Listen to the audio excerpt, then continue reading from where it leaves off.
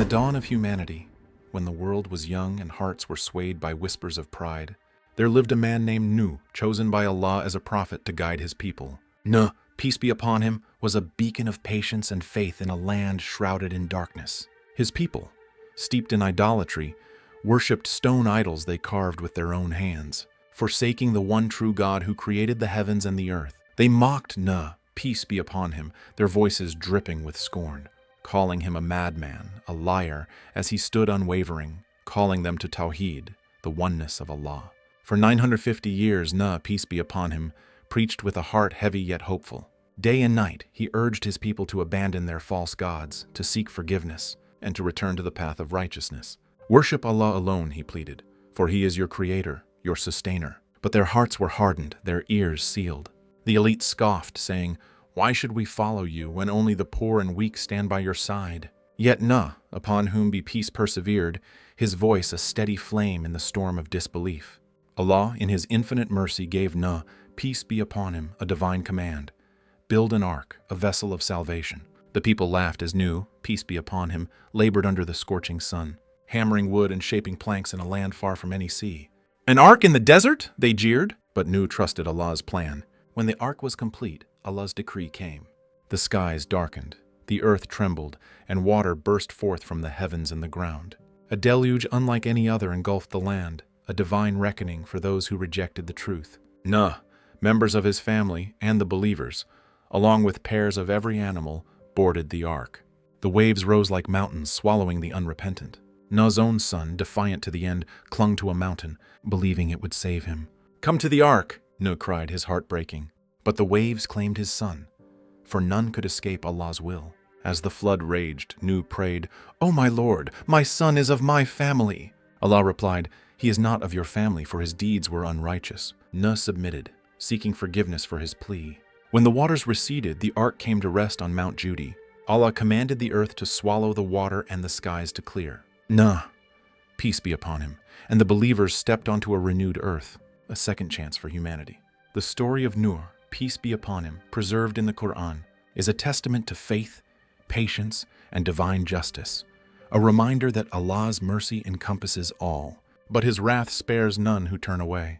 What follow is several flood myths similar to the story of Prophet Nuh, peace be upon him, found in various cultures around the world. In the ancient city of Uruk, the Epic of Gilgamesh, inscribed on clay tablets over 4,000 years ago, tells of Utnapishtim, a man chosen by the god Ea to survive a great flood. The gods, angered by humanity's corruption, decided to unleash a deluge to wipe out life. Ea, in secret, warned Utnapishtim to build a boat and take aboard his family and animals. For 7 days, the flood raged, submerging mountains and drowning the wicked. When the waters receded, Utnapishtim's boat rested on Mount Nisir. He sent out birds, a dove, a swallow, and a raven to find dry land. When the raven did not return, he knew the earth was reborn. The gods, moved by his survival, granted Utnapishtim immortality, and his tale became a cornerstone of Mesopotamian lore. In the Hebrew Bible and Christian Old Testament, Noah, a righteous man, found favor with God in a world consumed by violence and sin. God declared He would send a flood to destroy all life, but spared Noah, his family, and representatives of every animal. Noah built an ark of gopher wood as God instructed, and when the rains came for 40 days and nights, the floodwaters rose, covering the earth.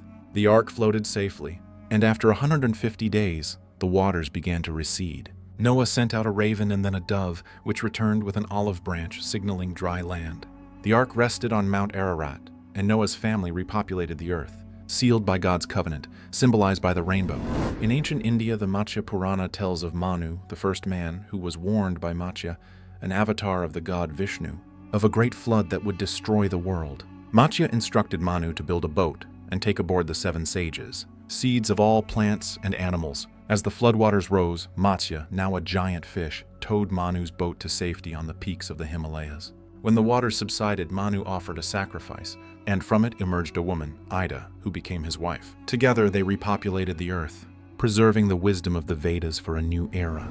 In Greek mythology, Zeus, enraged by humanity's wickedness, decided to flood the earth. Prometheus, foreseeing the calamity, warned his son Deucalion, who built a chest with his wife, Pyrrha. For 9 days the rains poured, submerging the world.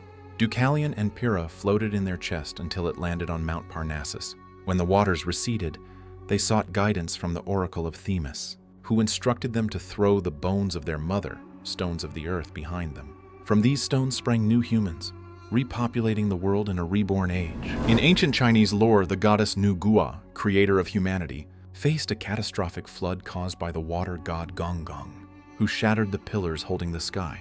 The earth tilted and waters surged, drowning villages. Nu Gua, moved by compassion, repaired the heavens with 5 colored stones and stemmed the flood by piling reeds and ash.